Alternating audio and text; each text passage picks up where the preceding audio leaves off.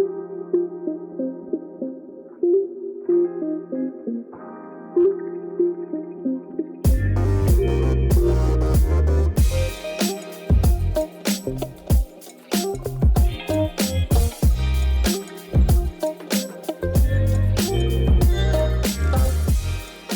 everyone, and welcome to the Good Anime Palette Podcast. I am your host, Jason, and I am joined today, as always, by Will. Will, how are you doing? Woo! We're doing another recording! Yes, we are doing another recording. The listeners will probably get this not in our weekly, bi-weekly, 2-week schedule, right? This is sort of a in-between, isn't it? This is something we're going to be doing completely different from our regular syndication. We're not going to be trying to roll these out as often, but we're going to try and keep these just as special, maybe a little more fun. Yeah, so we have numbered this not as episode 1, but as After Dark episode 1. So what does that mean? I'll let you guys know. So when we do a numbered episode, it would have the usual segments that we mentioned of, what we've been watching or reading, with news if there is any, and then sort of go into a main discussion topic. But I think Will and I, through our discussions since our Discord days, we have sort of, talked about stuff that either we feel like cannot fit into a regular numbered episode, or, for example, we want to talk spoilers about a particular series, but we also don't want to burden the listener with having to, timestamp and try to figure out, I can't listen to this episode or not because I don't want to be spoiled.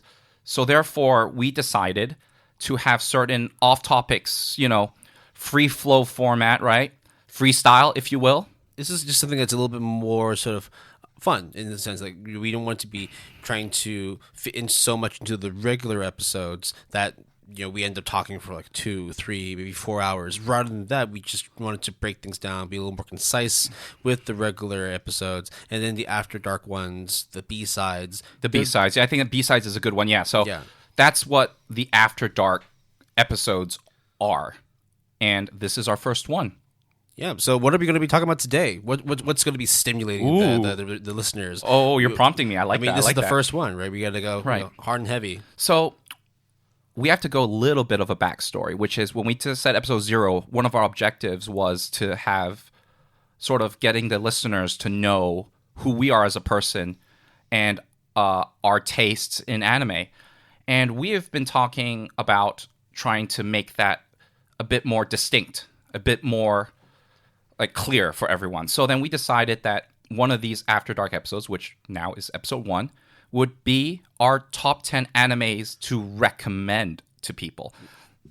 So how is this different from, for example, our own top 10 personal? Like for example, what's your top 10? What's my top 10? How is this different from what we're going to be talking about now? Yeah, so the reason why this is top 10 animes to recommend and not our personal top 10, even though I would say, or I would wager, and we'll get into that both of our top 10 lists have many of our own personal top 10.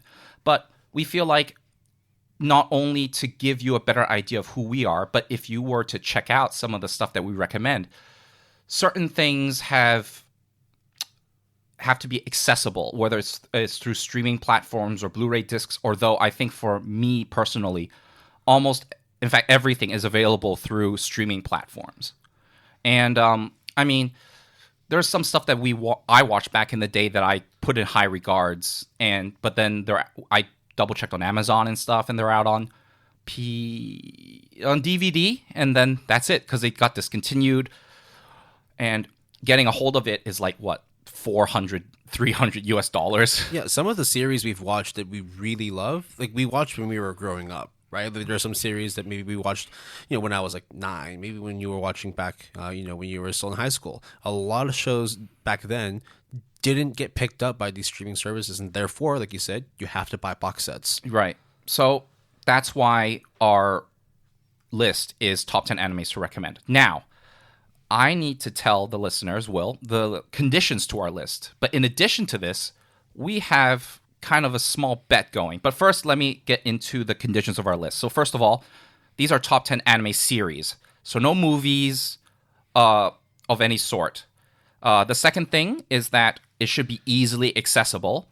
So whether it's through streaming platforms, is priority one. But then if there is sort of Blu-ray or DVD, if we really there is no other way, or we really think that people should check out, we will then put that on the list. So that's fine. Ideally, whole series, but you can also say specific seasons are highlights, if you will. So if a certain series has like 6 seasons, it's really hard to say, oh no, season 3 is pinnacle, but you obviously need to watch season 1 and 2. So it's just easier to say, just check out the whole series and see what's up. And we might even get into what seasons of those are our highlights. It needs to be completed, so no half a season, no currently airing. The list is listed as a 10-3-1, which is listed as our top 10, 3 honorable mentions, and 1 wild card, or maybe category. And other than our number 1 spot and the 3 categories I just told you, everything is not ranked. So 2 to 10, the 3 honorable mentions are not ranked, and the 1 maybe obviously is not ranked because it's by itself. Finally, all the anime series that we're talking about will use English titles. So some may have Japanese titles if there's English titles not available, so we'll use that Japanese titles only then. So yeah. And then the wager is basically Will and I have not been showing each other our lists. I have no idea what's on yours, but I can kind of guess some of them, which is why we have this bet going on. Yeah, same here. I think I know what's on your list. So then we wrote down what each other's lists might be or might look like. Anime series, yeah. Yep, and we have it sealed, kind of. I don't know. Well, I have no idea, but we've put them to the side. We're going to run through the episodes first. We're going to be talking through the episodes first. So we're going to be talking about the shows. We'll get a little bit of an explanation as to why we picked them. Maybe have a little bit of break in the in-between, because it's going to be... We want to try and keep this as condensed as possible, but because we're talking about 14 series each, it may take a little bit of time. I don't know. There might be overlap. Maybe some overlap. Yeah. So we'll try and find a way to make sure that if something does come up sooner, that whoever has a higher ranked or as a later show, they get more of the floor to really flesh it out. All right. Okay, yeah. So, Will, how do you want to do this in terms of... obviously, we'll do the top 10 last in terms of the honorable mentions first, but do you want to do the maybe? Yeah, let's do our wild card. Yeah, okay. So, do you want to start? Do you want me to start? I'm fine either way. Yeah, let's see what you got for me, man. Right. So, the wild card, the maybe selection I have, and it's a tricky one because I really like the show, but I picked it as a maybe simply because of the access you have to the show. Okay. Now, you can still stream it, but it's only, at the moment, I believe, streamed on Funimation, which means that for listeners here in Hong Kong, you'd have to use a VPN or some other way to be able to access Funimation. There's no coverage here in Hong Kong. But, for all you U.S. listeners or any countries that have coverage, it's fine. It's directed by one of my favorite directors, Masaki Yuasa. Okay. It's called Ping Pong, the animation. Okay. Yeah. So I wish I could put it higher, but because of the fact that it is a little hard to find it on these streaming platforms, we're talking like Crunchyroll, we're talking Netflix. Netflix is a one I use quite a lot, simply because I felt the subs are a little bit better on that than Crunchyroll. So Ping Pong is a great show. I'm not sure you actually have it on your list. You can be quiet if you don't want to. No. I mean, our predictions are locked in, right? It's sealed, so we can talk openly about these things. Ping Pong is not on any of my 14. Right. So Ping Pong, by the way, yeah. I did give it a 10 out of 10 because I do think it is an exceptional anime. Yeah. So Ping Pong is just literally a show about ping pong, but it follows specifically the journey of a ping pong player where, through not just his own ability, but his own character, he finds ways to sort of traverse, different sort of character dynamics, being able to sort of understand his place, not just within the world of ping pong, but the world around him himself. So it's a lot of character development, a lot of interaction, a lot of story building. It also is a movie. Yeah, so there is a movie that was a live action, came out, I think, before the anime itself, and then afterwards, now we have, this anime, which is done by Tatsunoko Productions. Not major in terms of a studio name, but definitely something that's, if you wanted to talk about the anime itself, I think they did a really good job. The artwork is a little bit obscure in terms of how you would compare it to, I guess, the more traditional, the more mainstream series we see. But nonetheless, I think that as a whole, the composition is great. The only reason why I have it as a maybe is just for listeners here, it's a little bit difficult to access. Right. But about the anime itself, I watched the live action one that I think came out in, I don't remember when. It was like when I was a teenager. It was a decent live action movie, but I would say that what would you say, the aesthetics of the anime is done in a very interesting way that is very unconventional, would you say? Yeah. So if you want something that's just a little, would you say it's art house? Would you say? Oh, definitely. Yeah, for sure. It's definitely a little bit more kind of like Sundancey feel. But in terms of like the storytelling, the character developments, if you appreciate the art, I'd say it's a bonus point. Overall, it's a good package. It's just it's complete. If you're in the U.S., then you'd be able to watch it no problem. But if you're out here in Hong Kong or anywhere that doesn't have access to Funimation, it can be tricky. So we do suggest that, VPNs are quite useful in this sense. They're not expensive. They're 100% legal, and it allows for you to be able to freely, access shows that normally you wouldn't be able to see because of region locking. Right. All right. So that's your pick, huh? Mm-hmm. What's your one for your wild card? Your maybe. So my wild card is called Shouwa Genroku Rakugo Shinjuu. Mm-hmm. Okay. So the reason why this anime is my wild card is because of the subject matter at hand. So a little bit of background information. This is a 2-season anime in 2016 and 2017 of 13 episodes for the first and then 12 for the second. The series is complete, so there's no ongoing thing. It's adapted from a manga of the same name, and it's about Rakugo.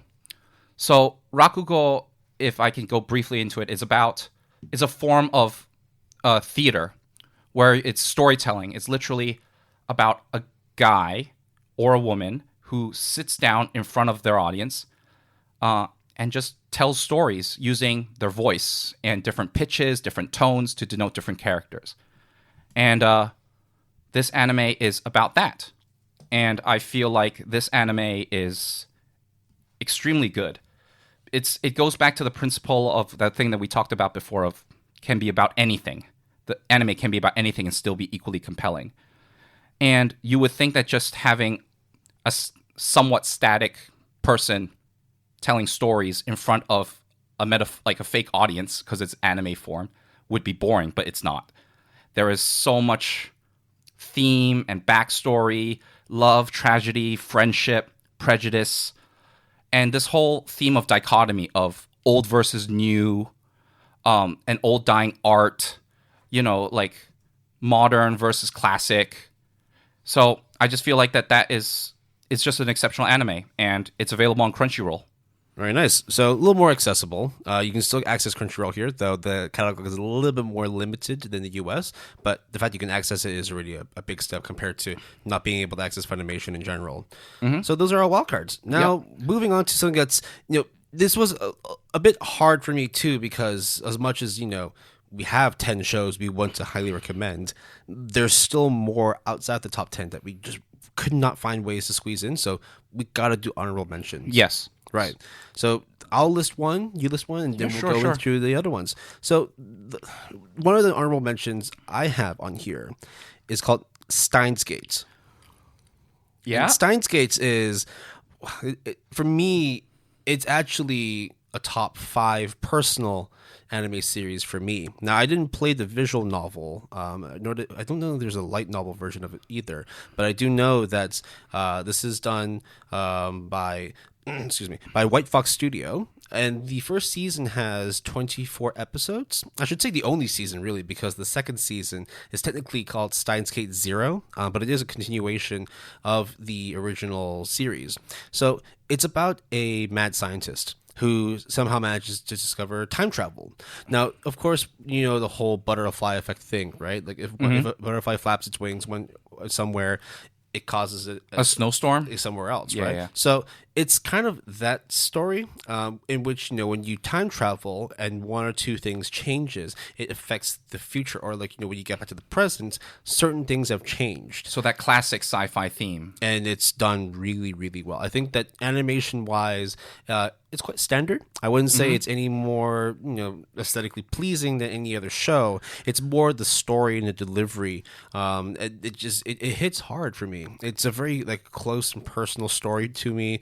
It's very highly ranked on the internet as well. The only issue which I have with the show, which is why it didn't make the top 10 recommended for me, is that it does take a while to get into the show. This happened to me as well. I had to probably watch the first 7 or 8 episodes before things started really ramping up. So it goes from 0 to 100 right around that mark. But before then, it's a lot of sort of building the world, developing characters, showing how everyone is placed within this whole environment. And then once it's all in place, it just hits you like a train. So it goes against the typical principle of the 3-episode rule in anime, right? Like where you watch 3 episodes to get a good idea of the season or the series. Yeah, and there was just something about the show that I knew it was quite tough to watch the first couple episodes, but I just kept going. So I just kept going, and in the end, it felt so rewarding to finish it. So the show itself it's similar in terms of not being able to, get access in Hong Kong, but quite easy in the US. It's actually streaming on both Hulu as well as Funimation. So US listeners, not hard to get on it, but do bear in mind that the entry point is a little bit tough because of the fact that the first couple episodes are a little bit dry. But trust me, it gets good. I should probably get in on this, huh? Yeah, you absolutely should. I've been telling you for a whole 2 years you should be watching this show. Yeah, I'll get around to it because I love sci-fi. I love time travel. There's so many things to like about this anime that I know that I would like, but I haven't pulled the trigger on. Well, there's a show that right now I'm recommending you to watch. So why don't you throw one at me? What's on your honorable mention? What didn't make your top 10? So, this anime is a 2009 anime, 12 episodes. It's called Astra Lost in Space. And you've watched this, Will, haven't you? I didn't watch Astra Lost in Space. I watched Kanata no Astra. Oh, damn. Yeah, so you're dropping that on me. Flexing the linguistics on you, buddy. Damn it. Yeah. But no, this is also a really good show, too. And it's quite accessible as well. Yeah, it is on... you watched it on Netflix, didn't you? I actually did, yes. And it's also available on Funimation. So this 2009 anime, which is very recent, I would describe it as a space action mystery. And it's essentially set in the future where galactic travel is possible and a bunch of high school students go on a trip, just like how, coming of age, summer camp, outward bound kind of situation. And then something bad happens. And just want to make one errata. It came out in 2019. Not 2009. Oh, wow. My bad. So 10 much years, more recent than that. And I did say 10 years. I did say, it was recent, and then say 2009. Sorry. Yes. Hey, man, we're getting old. What is time anyway, really, right? Dude, what is math? Yeah, math. We know good math. We know good math, and that was bad math. So this is action mystery because... essentially, one of the people on the trip has to kill or is planning to murder everyone else. Are you saying this is like that one game, that really big phenomenon called Among Us? What? It's like that, right? There's a whole crew, and there's one imposter in the crew. And they have to figure out who's who? And everyone has a task they need to do, but while you're doing the task, someone's faking their task. And it just so happens that all these people have different occupations. Yeah, don't play Among Us. Just watch Kanata no Astra. Because it's basically Among Us in space. Very, very good. Yeah, so as you said, right? Funimation, Netflix. You can watch a lot of shows. You'll find a lot of the shows I have on my list, I think similar to yours as well, will be on Netflix. Now, moving on to the next one for me, this one was also a very tough one because this one is also a very, very, very good anime. It's a little bit hard to access. It's called Vinland Saga. Yeah? And Vinland Saga this came out recently. I'd say in the last year. It may have came out in 2019. So it's done by Studio Wit. Wait, so not 2009? No. Okay. Much more recent than Right. that. So 24 episodes. It's a very good, two 12-episode curves, but it runs straight from episode 1 through to 24. So it's based in, it's sort of fictional Nordic setting, following a main character called Thorfinn. So he essentially grows up from being a young whippersnapper, not really knowing where his place in the world is, and not understanding, that's the whole sort of being at war is with other nations, other warring nations, is going to be a really major impact on his life. So as he traverses throughout the tough terrain of the Nordic lands, it's just harsh, cold winters. Everyone's out to kill him because his father was a reputable warlord. He starts growing himself, and he becomes a killing machine. He just ends up being able to not only take out bandits, take out armies, he is able to fight off a whole nation. But of course, it's not he's going to be super OP. There's no sort of mythical or mystical powers. It's literally just him pushing his own human body to the extreme. And it's amazing. I mean, I already said it's done by Wit, so the animation is gorgeous. It's brutal. It's gory with a purpose. It's not kind of just splatterhouse fun. And it's another show that I've been telling you to watch, Jason. Yeah, with this and Steins Gate, the whole planet. Yeah, is why, Jason? Everybody why? is on this show now. Again, it doesn't make the top 10 because it's only streamed on Amazon Prime. Oof. And that one's a hard one. Yeah, it's not hard to get Amazon Prime. I just don't know anybody within our group that watches anything on Amazon Prime. Okay, maybe someone's been watching The Boys, right? I just used my sister's account. No, well, there you go. Right?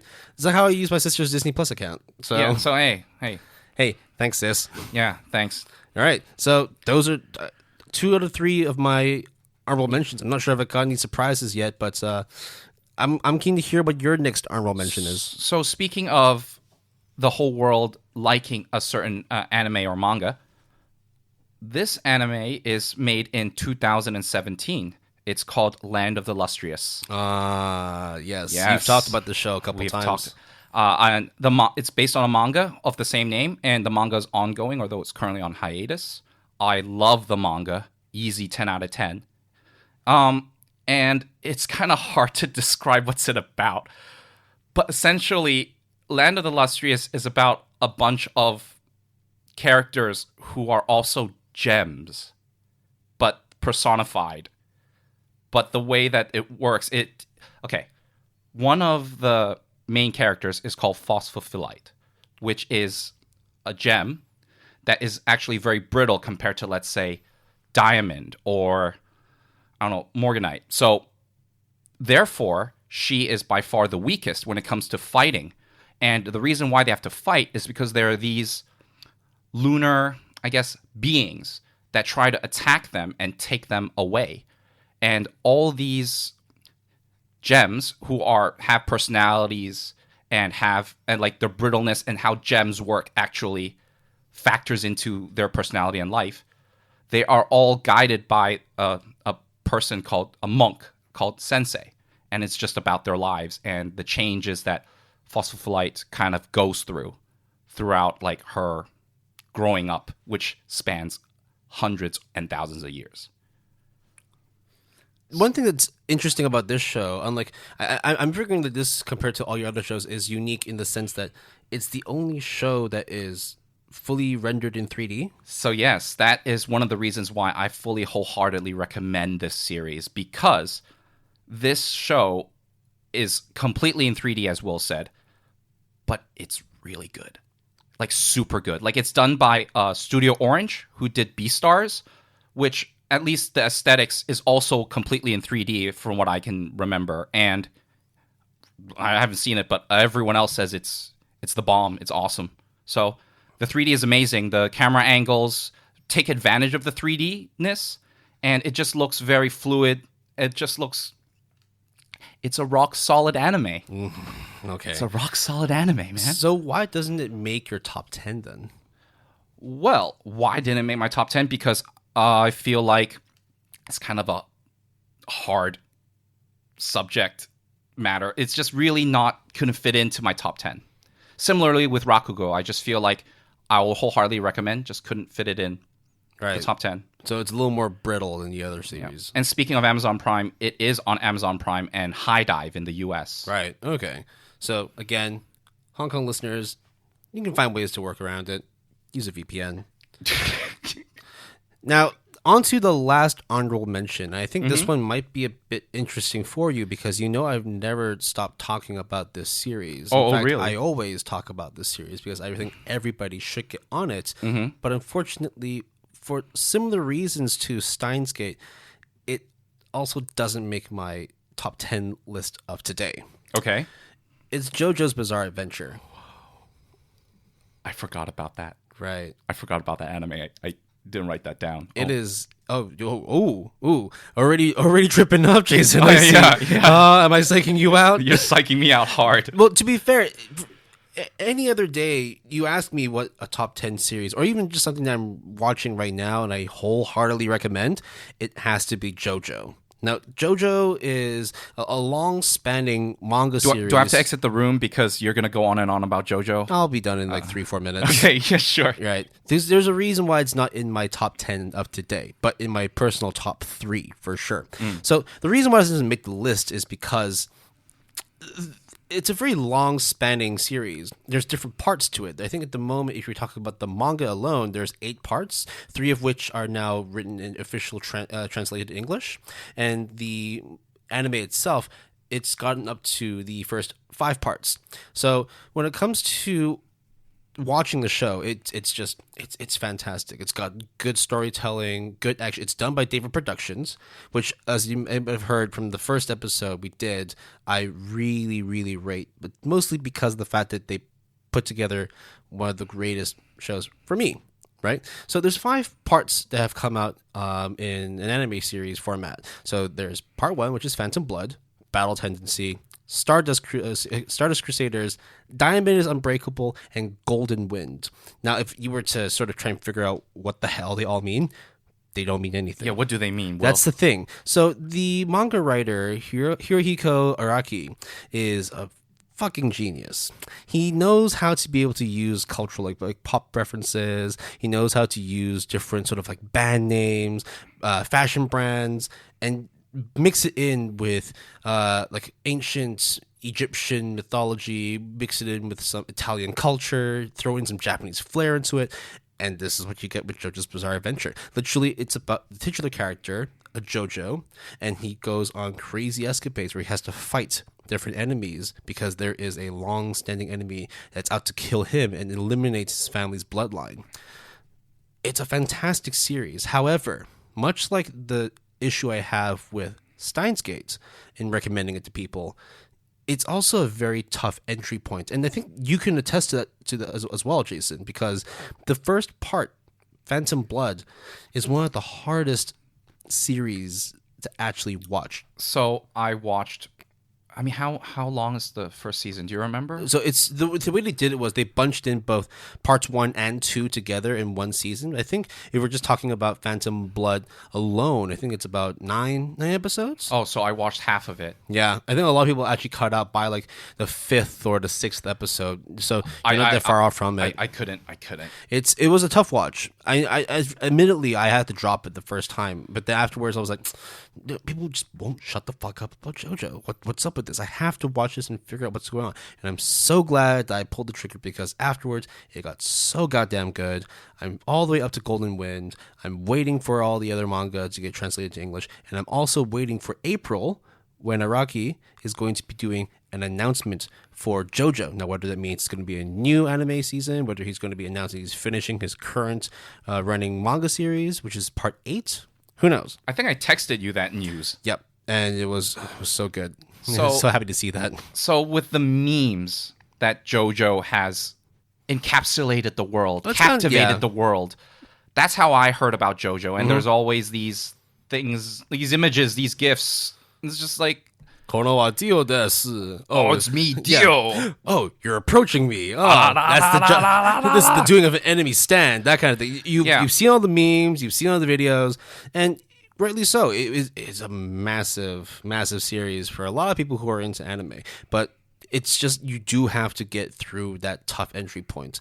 Now, the other thing that is a little bit annoying about watching JoJo is their different seasons go on and offline of different platforms randomly. So you know how like I mentioned in the last episode that they only had parts 3 and 4 on Netflix because they dropped parts 1 and 2?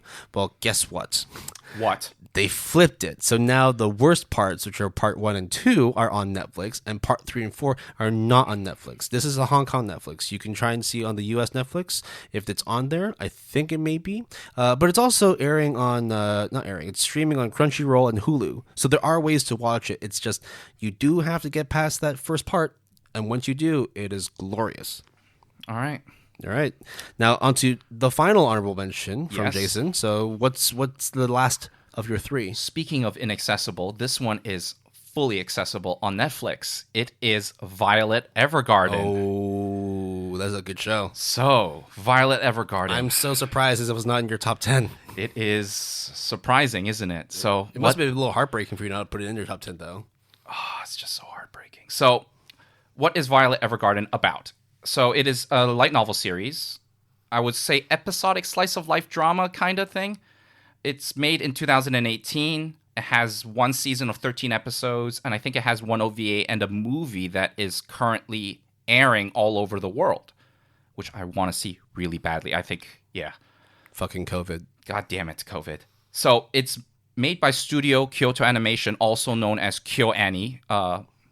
And when you hear the word KyoAni, there's only one thing that comes to mind, in my mind, first off. The word is called gorgeous. I was going to say Kyoto, but okay. Oh, wow. Is that what Kyoto Animation is about? That's you didn't think Kyoto meant the Kyoto? The location? No. Who would have thought? Anyways, Violet Evergarden is about a woman who comes back from the war and kind of needs to find her purpose. And through her superior's connections with a friend, she ends up joining a postal service, essentially going around the country, which now that the war has ended, so peace has been restored, to go write letters for these people. And they call them memory dolls, which essentially is just a glorified term for I know how to type, so I will type a letter for you and send it for you. So why do I like it?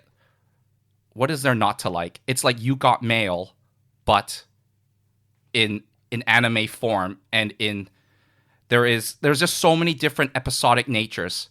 I don't even want to talk about episode 10 because I know you're thinking about it. Well, Violet also kicks ass as well. Oh right? My god.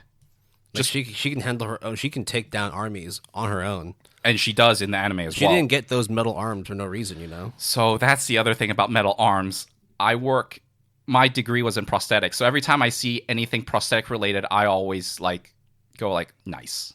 Is it anatomically correct as well, the way that the chainmail is done, how her arms are supposed to work, or is it just... It's so mechanically intricate, it's it's impossible. But it's all glued together by anime science, right? Anime science is real, Will. Right, that's true. I mean, I talked about Steins Gate before. It's got to be real. So there's just so many touching stories, impactful stories up in Violet Evergarden. The most famous of which is episode 10. Mm-hmm. It's not often that I find a series that brings me on the verge of tears. Oh, it not verge. For me, I was like bawling. Right. It's a really touching and beautiful story. And it's not you're crying because of sadness. It's because of the fact that it's a very well put together and gorgeous story. It makes me appreciate, and the anime makes me appreciate the people around me, makes me appreciate just life. And how physical media is sort of not there anymore, but when it was, it has this sort of intangible thing that is very important. And I think not just because of the fact that it derived from a light novel, but also just the fact that in general the storytelling is fantastic. It's very very good. Really I would say the honorable mentions we had, all of most if not all of them would have been in our own personal top 10s. Oh yeah. So this was actually really hard. So I'm Yes. actually kind of interested to see what we're going to be talking about in the next portion here. Where Right. now we've talked about our maybes, our wild cards. We've talked about our honorable mentions. This is the part where it gets real.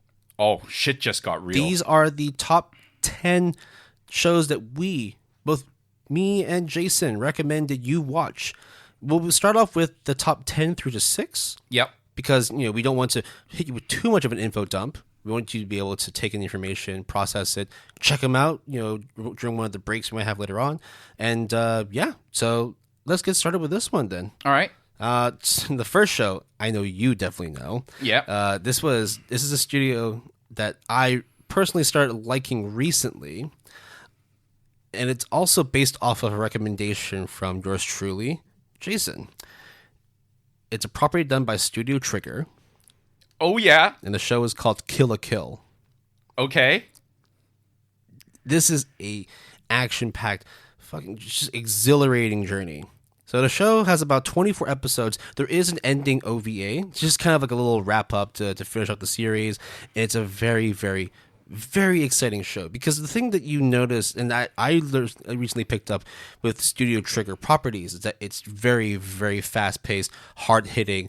Every 2-3 minutes, there's something happening. There's like a new fight scene. There's a new battle sequence. There's a new transition from one area to another. It's like there's just so much different visual and audio stimuli that you never have a moment to sit down and take a break. You just have to go through the episode, unwind, process what you just witnessed, and jump straight into the next episode. And now the good thing about this is the fact that it is on Netflix, though you do need to use a VPN, because last I checked it was only on the US version of Netflix. Again, get a VPN, Nord, Express, whatever. It's also more streaming on Crunchyroll and Funimation, so it is accessible. Now, I haven't really talked much about the story. I don't need to. No, you don't need to. It's just a fantastic series. It's bonkers. It follows a kick-ass woman who knows how to handle a sword and just destroys everything in front of her. And then she meets an adversary who is just as strong as her. And you know what that means. 24 episodes, one OVA of I personally think one of the greatest properties from Studio Trigger. Yeah. I would say one of the greatest series in general. Yeah, sure, Yeah. for sure. Yeah, but not my top 10 though. Oh, I definitely put it in my top 10. So, one of my top 10 though is an anime that we watched together, Will. It is adapted from an actual novel, not a light novel. It is From the New World, also known as Shinsekai Yori. This was a good one. This is a very good one. It's 25 episodes, one season, beginning, middle, end. It's complete. The whole shebang. 2012 to 2013 anime. And speaking of women who kicks ass, this stars a woman called Saki and sort of her life growing up in this. What would you describe it? Trying not to fill out too much spoilers, but it's just like there's telekinetics. There is a lot of. It's a mixture of like historical fiction, supernatural elements, some thriller, horror, maybe even some horror too. Yeah. So it has everything that personally you and I both like. We're big horror fans. Thrillers are always good to watch just because it keeps you on your toes. The music is fantastic. The imagery and eeriness is unparalleled. It's a bit of a slow burn, to be honest, and we were kind of hesitant in the beginning. And then after, I think there was a turning point where we just couldn't stop watching. Episode 4. Yeah. I think it was episode 4. You remember? I remember because it was a very good show. I agree with you that we were kind of second guessing in the beginning. It's like, this feels more like a solid 8 rather than a 9. Or like, why is the internet like buzzing about this show? I don't get it. And then we found out why. And then we found out why. And now we are joining the crowd and championing this series. Very, very good series. I personally liked it. I liked it a lot. But where are you able to watch the show? So you can watch it on Crunchyroll. There you go. So not hard to find this show either. On to the next one. Now, everyone's listening to this, we don't have a video element to this podcast. But when I started talking about Studio Trigger, you could just see the excitement coming in from Jason's face. And I think it's because he was thinking I was going to say Something.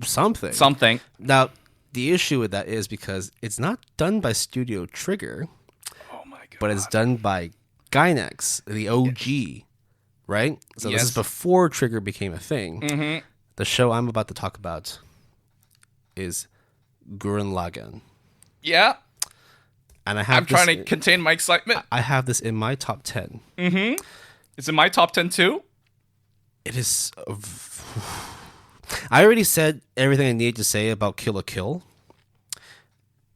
Gurren Lagann is everything that's Kill la Kill, but there's no bar.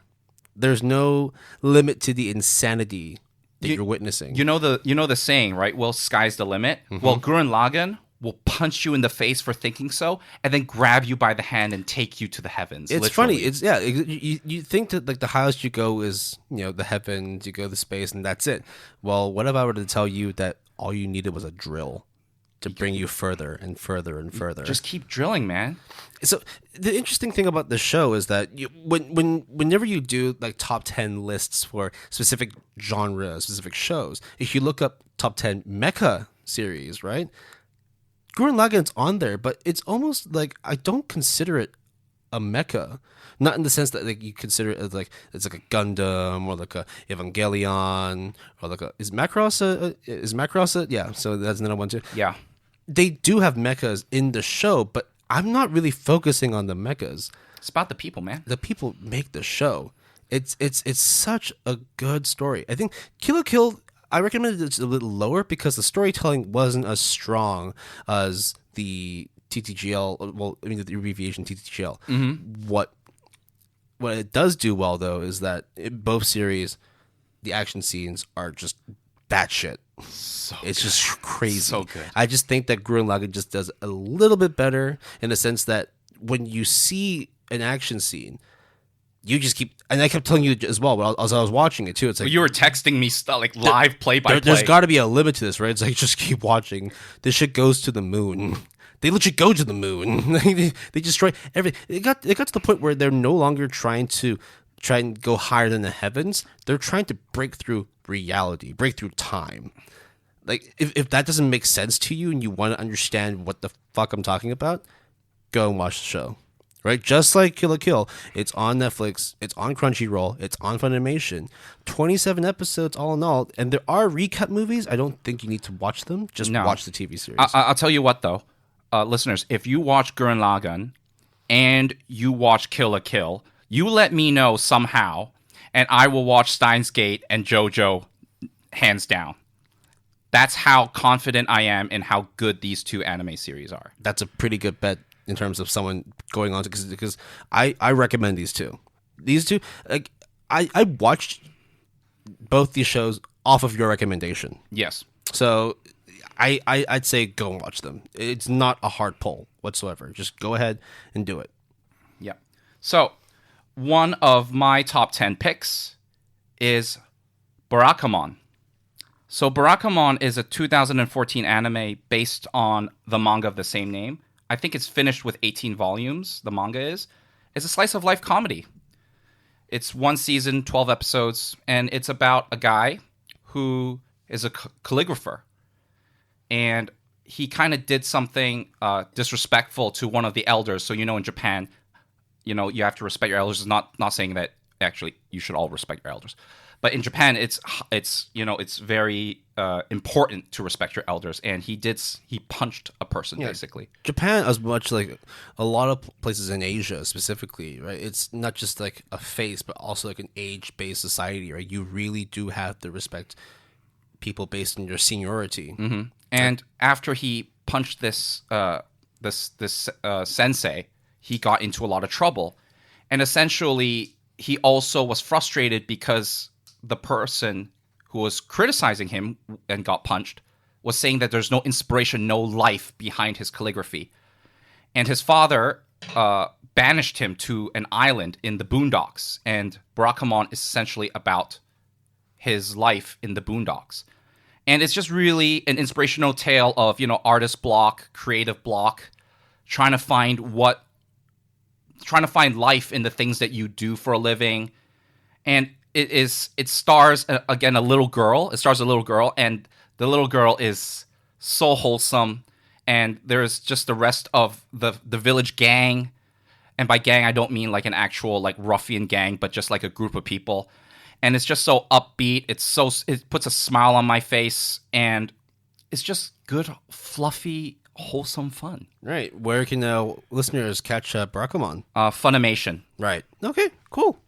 Now, the next one. This is another one that your boy Jason put me on as well. Very easy. I sense a pattern here. Yeah, you'll notice that, well, I'd say this is probably where it ends in terms of the shows recommended by Jason. But that doesn't mean anything. I mean, dude, this is 3 out of 10. 30% of my list is based off your recommendation, I think. There may be more. But this show is...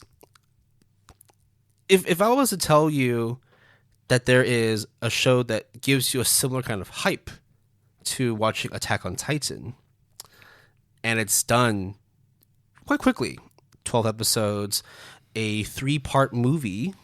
The movie itself is broken down into 20 minutes. It's also done by Wit Studio. It's fucking Kabaneri and the Iron Fortress. Yeah? Imagine instead of titans and horses, you get zombies and fucking trains getting you from one place to another. Steampunk. It is steampunk Attack on Titan. I mean, the parallels to Attack on Titan is a fact because it is made by Studio Wit. It stars, I think, a lot of the staff behind... Even the music is done by the same person as well, right? Yeah. The one thing... If people have been watching AOT, they would know that there was a 4-year wait in between the first season and the second season, and wondering, well, what the hell's going on? This is what they were working on in between. Kabaneri is a show that I don't need to explain any further. You gotta watch the show. It's basically Attack on Zombies. Yeah, very accurate. Yeah, very brutal. Very. It's just carnage. And the best thing is, it's only 12 episodes and a short movie. It sounds like, hey, well, I want more. It's like, no. This is like high impact. You watch. It's literally like a can of Red Bull. You just drink it, high energy, and once you're done, you've enjoyed what you needed to watch.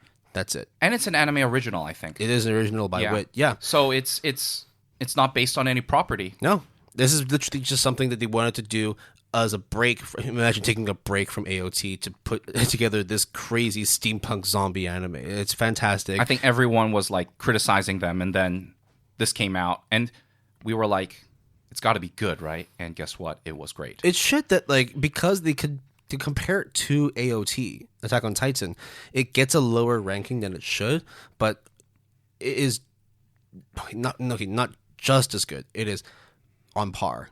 In my opinion, The storytelling is still better in AOT, but that's because it actually has a manga that's based off of.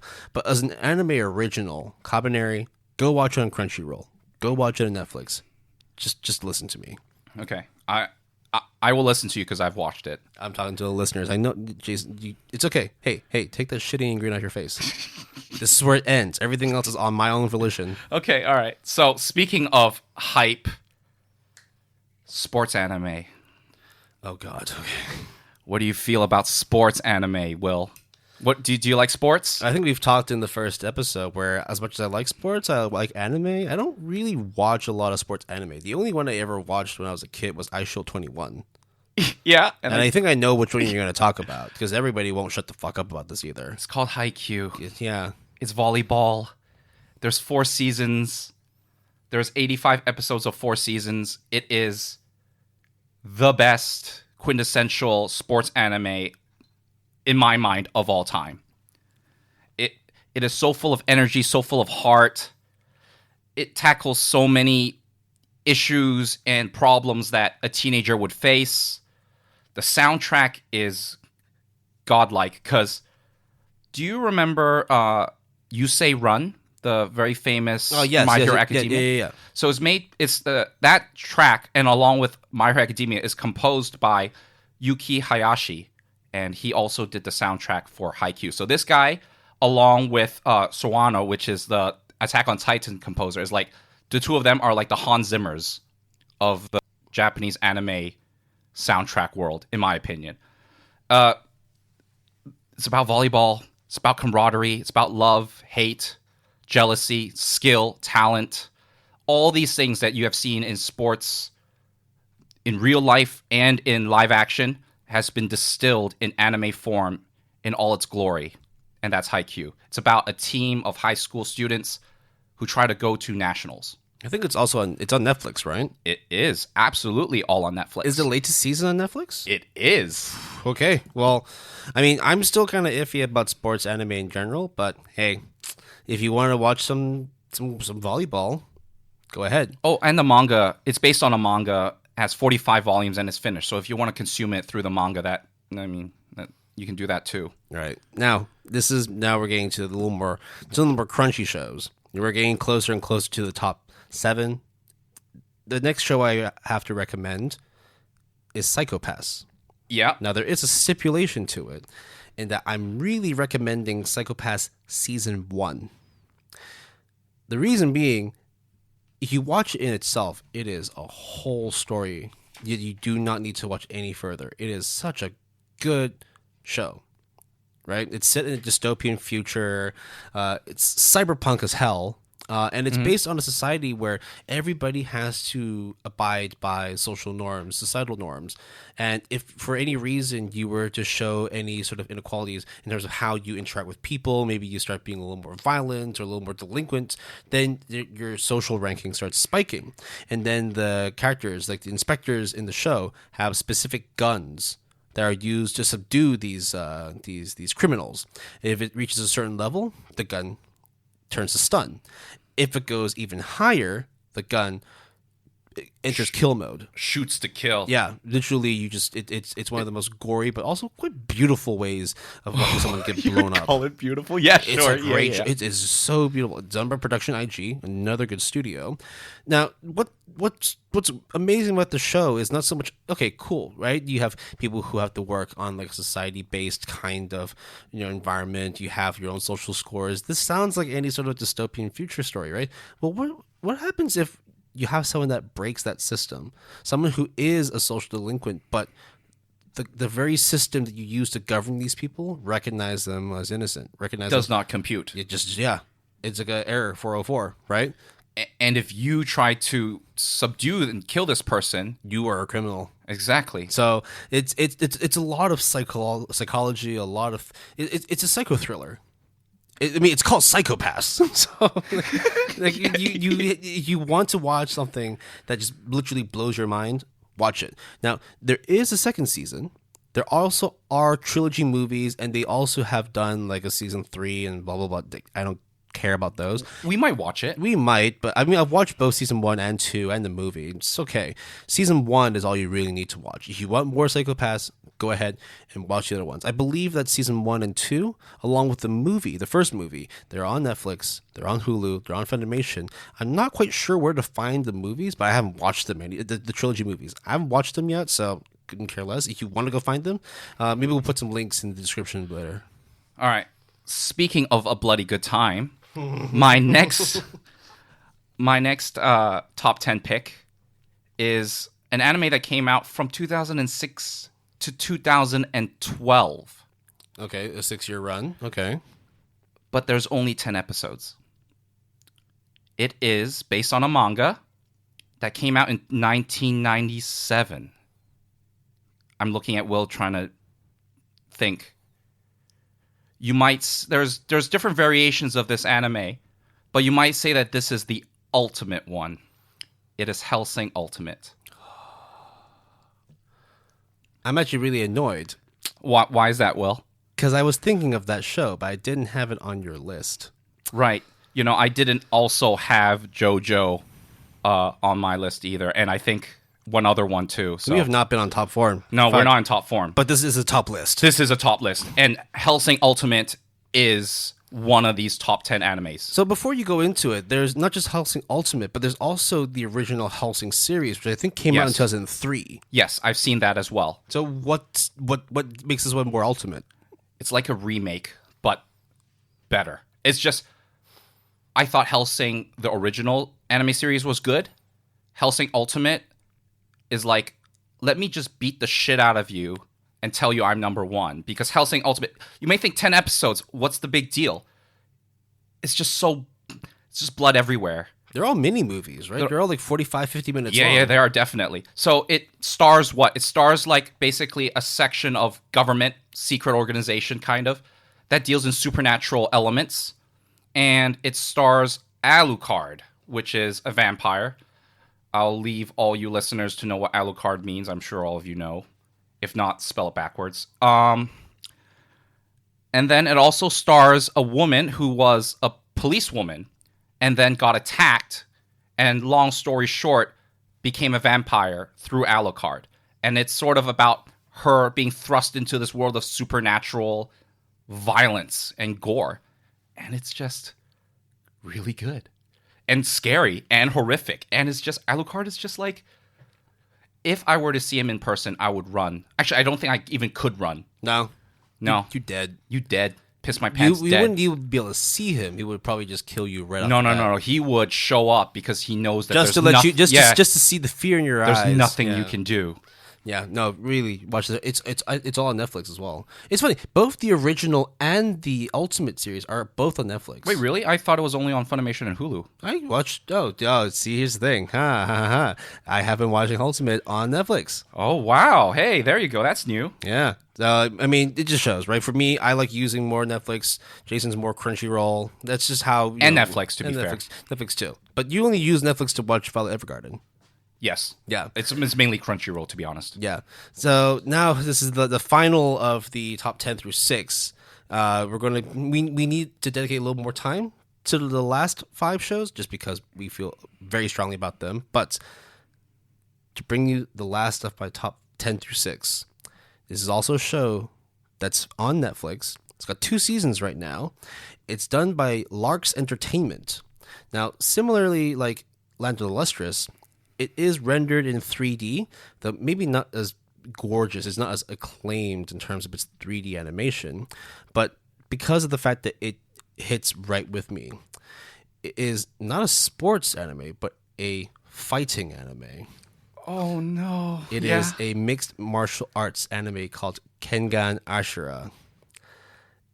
I forgot about that. I have to give this a wholehearted recommendation because for me, like I'm not a mixed martial artist. I don't do any crazy combat sports now. I used to do some Muay Thai, some Jiu-Jitsu, a little bit of Taekwondo when I was a kid, but I never like actually did any competitive combat sports. But I do like watching it. I do watch some boxing. I do watch some MMA, UFC as well, specifically for the MMA. So when it came to watching the show, I was kind of skeptical. It's like most of the time when you watch a fighting show or like fighting sequences, it's flashy. It's all like, swords and gunslinging and it's all very fast and action packed. But when you're watching MMA, it's not always like that, right? It's more tactical. There's more sort of thought into your strategy and how you take down your opponent. So you're not always punching people. You're also using grapples. You're wrestling. You put people in headlocks and leg locks. So what the show does is that it actually translates a lot of these mixed martial art techniques and animates them really, really well. So you get to see proper stances. You get to see them using the right leg holds. Right? You get to see them actually put people in proper chokeholds, not just putting it under the chin, but also know how to crank their necks. There's a lot of intricacy that goes into the show. I cannot recommend any other show. Don't watch Baki. Fuck that shit. You can watch Megalobox or Hajime no Ippo. Hey, we watch Megalobox. That's also good too. Good too. That's also good too. But if you were to ask me what my top tier, like my S tier fighting anime series is, it's got to be Kengan Ashura. I have not seen it, but I've had you gushing nonstop about it. It is so fucking good. 2 seasons. I think at the moment they're in discussions for season 3, but they're not any close. I mean, COVID has stopped it pretty much in production, so we'll have to wait and see. But whatever it's on right now on Netflix, go and watch it. So, in terms of fighting, this is probably have nothing to do with physical fighting, my next top 10, or the final that we might be talking about. It is to do about magical fighting. And what happens when you mix a monster and a teenage Japanese girl in a love story? you get a 2017-2018 anime, 24 episodes, based on the manga of the same name called The Ancient Magus Bride. And what is that about? So it's about a monster. It's about Harry Potter, essentially. Just think of Harry Potter, but Harry Potter hardcore. You know, for a minute, I thought you were going to say Little Witch Academia. I do like Little Witch Academia, but no. So I've watched and read the Harry Potter books, and they always convey this sense of dread and this sense of violence that I feel like, at least in the movie form, cannot be fulfilled because due to ratings or due to the fact that they want to cast a wider net with more audience. But Ancient Magus Bride holds no bars. It is magic, but with consequences. It is magic with toll on people. And it's also primarily a love story between a monster who doesn't know human emotions or knows what love is, and about a woman who has been abandoned and an orphan all her life. And it's sort of their relationship together in this newfound world of magic that this monster is part of. And it is very touching. The violence is very brutal, blood everywhere, but also very sweet as well and wholesome. Where can people watch this show? Crunchyroll. A lot of Crunchyroll stuff. Really get on it. Oh, side note, one thing also I want to mention is that this anime and manga distinguishes sorcerer and mages, which if you play D&D, you know that there's a difference. Okay. Because one has innate magical properties in the mages, and one has to use magical items, which are sorcerers. And I like that they go into that detail. Yeah, it sounds like they definitely put a lot of thought into making that distinction, because maybe not the average watcher is gonna understand it or even nitpick at it, but if you do care about that world, you would appreciate the lengths that they go to make sure that, hey, we've done our research, we've done our shit, we're making sure that what you're watching is as accurate to your knowledge of the world as we can possibly make it. And just one last thing, which is people always say that heroes have plot armors. Mm-hmm. They take that shit off? Kinda. Okay. So it's a little more enjoyable to watch when you know that the protagonist or a specific character is not always going to make it. Okay. Yep. Cool. So hopefully so far what you listened to is, I'm hoping that some of these shows you haven't watched yet. We know that these are all done on, all on Netflix, on Funimation, on Crunchyroll. I know that there's lots of people who have already watched Haikyuu, but it's a good show. People really, really rate it. So if you haven't watched it yet, go ahead and watch it and report back to me and let me know how good it is. And rub it in his face. Yeah, I don't care. I've got a lot of other shows I want to watch anyway, so go ahead. So we're going to take a quick break because we're going to get into some real heavy shit after this. This is the top 5 with the big reveal of what our own personal must-watch recommend would be. So take a quick break, and then we'll get back to you. Well, go ahead and finish off that raid on Genshin Impact. Maybe go and watch a few different anime music videos. You subscribe to that VPN service using the coupon code whatever. Yeah, you must have gotten it from I don't know, Lost Pause, Giga, Weather's Basement, Anime Man. Wow, hey. Yeah, no, their coupon codes are expired. Don't worry about that. Okay. We'll get some new ones soon. So we'll catch you in a bit. Okay. See ya.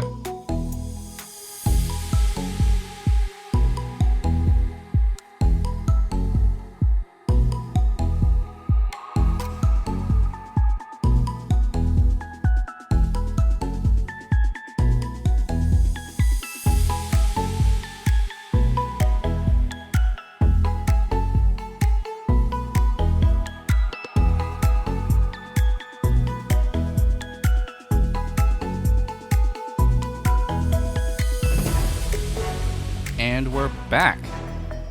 How are you doing, Will? It's been a good episode so far. I think just talking about all the shows that we wanted to recommend, the list that we've been going through, it just reminds me that we've been watching some excellent shows, and the fact that all of it is accessible for people to watch online, especially with the platforms that we listed, it's incredible. I mean, we have a platform to tell the world what to watch, and also not just that. Streaming has come a long way. It's almost like we have a podcast where we talk about anime that we want to recommend people, right? I have no idea what you're talking about, man. Yeah, we should totally do a podcast. Really? Yeah, I think it'd be cool, right? Yeah, we should get on that. All right, enough of the bullshit. Okay, So all right. we've gone over our honorable mentions and our maybes. We've talked about the 10 through 6 of our list. This is the crunch time now. We are going to be talking about the top 5 with a de facto number 1 recommended show or series. Yes. And no time now than to just go ahead and just list them out. Sure. So I guess I'll go first with my number 5 pick. Yeah, I think we'll switch up the order this time. So, Oh, yeah? Yeah, Senpai, go ahead and let me know, and then the listeners as well. What do you have as number 5? Well, confessing love is a very intimidating experience, would you say sometimes? Oh, God, I think I know where you're going with this. Well, do you know when people like each other, you know, the whole back and forth, will they, won't they? Well, Kaguya-Sama Love is War encapsulates that and elevates it to comedic and emotional heights. It's a 2018 anime. Has also 2 seasons. I think the second season aired last year. 12, so 24 episodes. It's based on a manga of the same name, which is still ongoing. And it is a romantic comedy with psychological elements, I think. It sounds fantastic so far. I just wonder why I haven't started watching it yet. So it's basically about a student council in high school. And it's about the president and the vice president. And it's basically just them actually having feelings for one another. But because of their ego or, you know, mind games, they do not want to be the one who confesses to one another. So then they try to put each other in awkward situations to get them, the other party, to confess to them. And then it just goes through the whole will they, won't they. But then you think that that's a really bad trope, but they actually make it very funny. They also go into other of the council members and new characters show up. And it's also very heartfelt and wholesome. It's just good. Super good. Sounds like a fun time. Okay. It's great fun time. You can get it on Crunchyroll, Funimation, Hulu, pretty much anything at this point. Yeah. Just not Netflix, right? Just not Netflix. It's okay. I mean, again, we have a plethora of platforms you can choose from to watch your shows. Again, you don't have to subscribe to those if you don't want to just only have it for that one show. But in some cases, you probably should. Just like how I'm going to start recommending some people get on Netflix and watch this next show. Yeah. Now, I mentioned a show earlier in the podcast, Ping Pong the Animation, which was directed by one of my favorite directors, Masaki Yuasa. His work is just brilliant, just beautiful. And the studio that he recently left behind, that he actually founded himself, Science Saru, is behind what I would think is one of the most beautiful, dark, gory shows that you can find on the internet. It's Devilman Crybaby. And this is, I can't stop talking about how brilliant of a mind Masaki Yuasa is. Now, remember when I talked about how Ping Pong is known for its kind of like kitschy-ish kind of artwork? The art style is also quite different with Devilman Crybaby. It's not standard by any means, but if anything, it's way more gorgeous in my opinion. So it follows a character who essentially has to fight devils. Now, there's a lot of devils in the show. There's a lot of different kind of monsters. But one thing that, in the end that we talk about is, if you yourself are a monster, like, what do? Well, it turns out that it turns out that he became the very thing that he sought to destroy. And there's love and there's romance in it, but it's also insanely gory, insanely action packed. It's just a crazy show. You can get it all on Netflix. 10 episodes. It's one of the shortest series I have that's on my list, and that's actually really good because you just get that adrenaline rush, and you need to sit back down and just really take in what you watch. I don't want to go too much further into the plot because it just gives away a lot of shit. But it's equally dark and beautiful. It's exhilarating and depressing at the same time. So if you want to go through the motions of running your emotions and just have your eyeballs bleed from how beautiful the show looks, look no further than Devilman Crybaby. I feel like this episode is not for the listeners, but like 40% of your list is for me in particular to be like, hey, Jason, here's another reminder of Vinland Saga, Steins Gate, Jojo, and Well, it's the same way in which, I haven't watched Haikyuu, I haven't watched Kaguya-Sama. These are all shows that are easily accessible on the internet, so we really should be pushing each other to watch more of these shows, just to really refine our palates, right, exactly. But what about everyday beauty? What about looking at the mundane and trying to find meaning and mystery behind it? Is this Runway? No, it's not. Oh, shit. It is Hyouka, the 2012 anime by Kyoto Animation. It is, as we said earlier with Kyoto Animation, it is drop dead gorgeous, and it's a slice of life mystery. I'm starting to notice a trend with your list, in that they're slice of life with a little bit of mystery. They're all beautifully done by great studios. And yours is just bloody violent.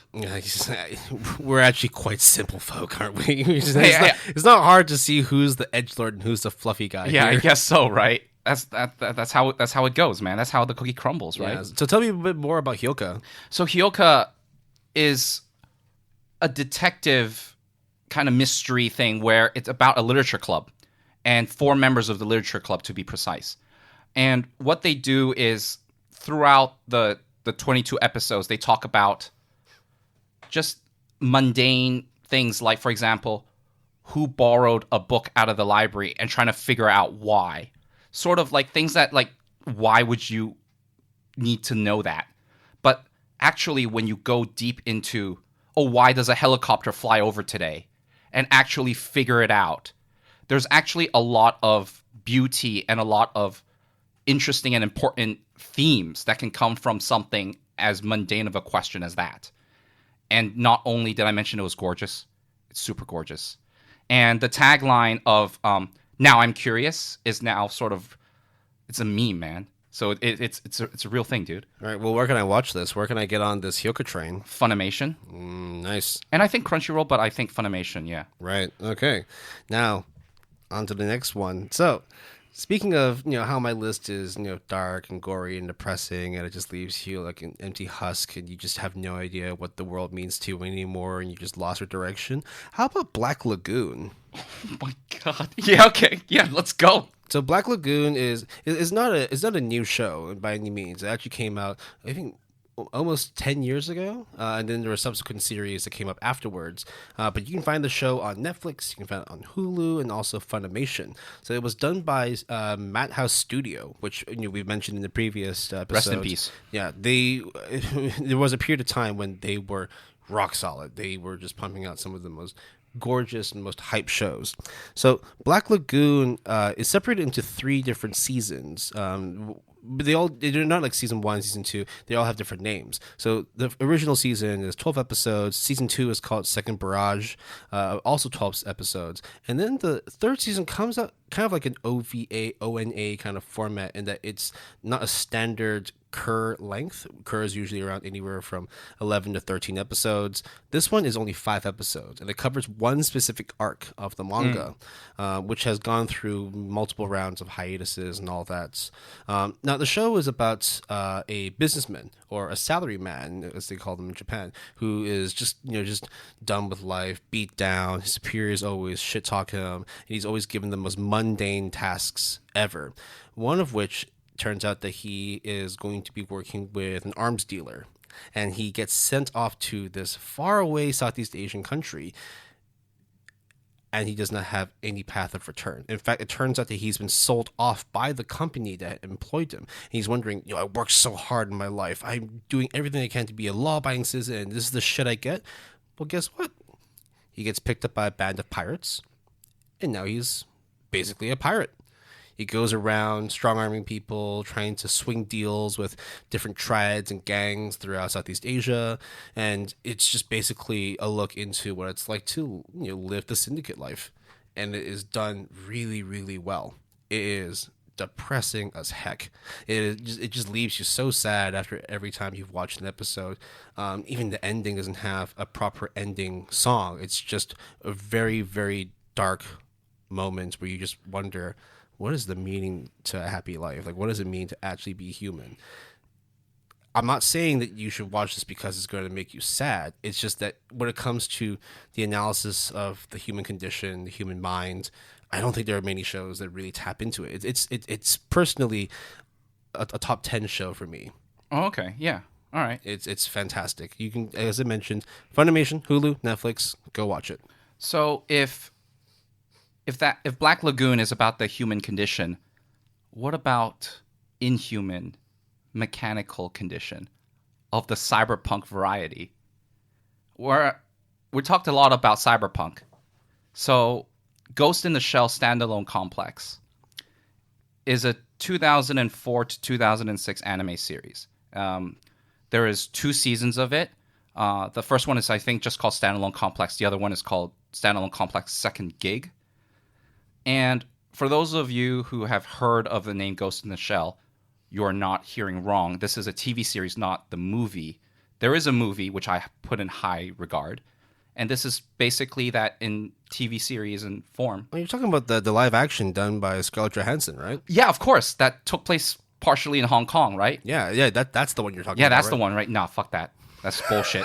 Okay, all right. I So like obviously- Takashi Miike though, but like, nah. So obviously, you're talking about the original that spun out all these reenactments, these new series, these new movies. Yes, and also the landscape of the original movie is very Hong Kong-esque, and I think it was based a little bit partially in Hong Kong. And there, Ghost in the Shell is just a huge property with movies, TV series, games, everything.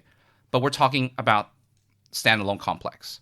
Do not watch Standalone Complex 2045, by the way. That's on Netflix. Do not watch that one. But you can watch Standalone Complex on Netflix, and it's just really good. I think they also have the movie for it as well. Solid State Society? Yes, also. And that's part of the Standalone Complex, like, storyline. Yeah. I think there's other ones that come about. Like There's Arise. Arise. I also like Arise as well. Yeah.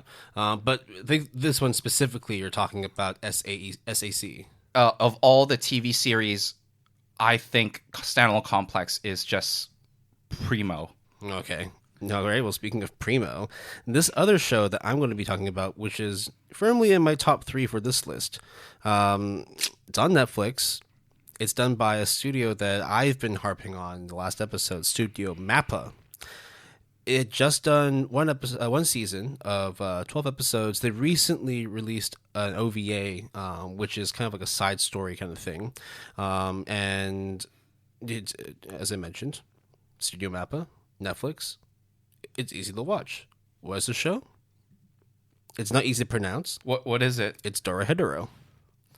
Dorohedoro is another action-packed show in which it follows... It's underground, kind of like it's imagine Mad Max, but the anime, where you have crazy gangs that are like living in a dystopian future where there's literally nothing left for them. It's just scraps and rusted metal, blood, and open sewers and shit, and they all struggle to survive. But there is a door. What's on the other side of the door?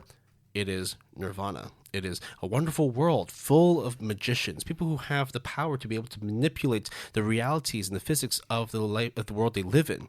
And those magicians are evil. They use their evil magic powers to transmogrify and hurt the regular people that live within the whole. That's what the world is called. It's called the whole. Because it's a shithole? Yeah. You watch it, you're just like, wow, the fuck do these people live? And it turns out they don't. They just try and survive. Now, it follows a character whose name is Kaiman. He is a humanoid, but with a lizard head. What's behind the whole lizard head thing? As you watch the show, it starts unwrapping the mystery as to who this main character is. But along the way, you just see crazy action scenes. You see a lot of mystery. There's a lot of thriller elements to it as well, and surprisingly, a good amount of comedy too. I think just because of the fact it's just a dark and depressing world that they live in, that you just gotta smile and have some fun while you're at it. I mean, gyozas are pretty tasty. Yeah, I mean, like, I'm not a huge fan of gyozas. I prefer my dumplings to be boiled rather than fried, but watching it's not even a food anime, but they make gyozas look hella appetizing in a world where it's literally called the hole because it's a shithole. So watch it. It's a fucking good show. So how many entries do we have left on the list? Will? I think this is it. I think like we have one more that's in the top 5 that's not the de facto one, and then we bring out the heavy guns. So silver medal and gold medals right now, right? I'd say so. Okay. I'd say this is it. So my silver medal entry belongs to a 2018 anime adapted from the manga of the same name. The manga is finished, so if you want to check that out, it is Bloom Into You.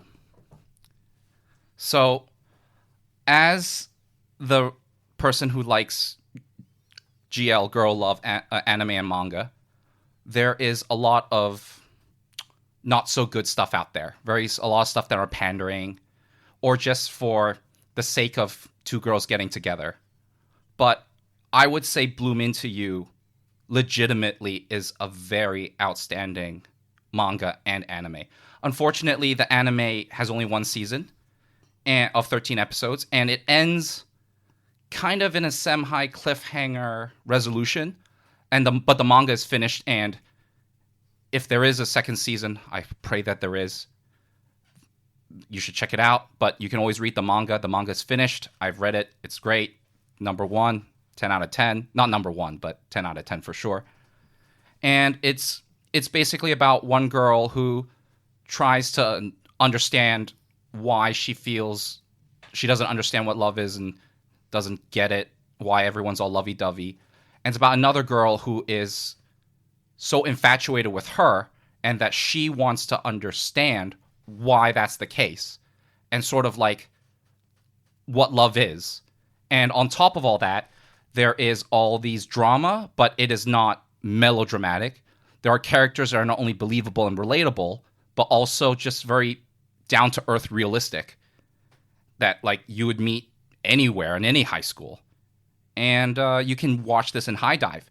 And it's not just that, but I feel like I should say, in case that you feel like GL girl love, the genre is not your thing, this manga is ranked number 1 on Mal for the girl love genre, but also it is ranked really high in terms of popularity and rank for the manga.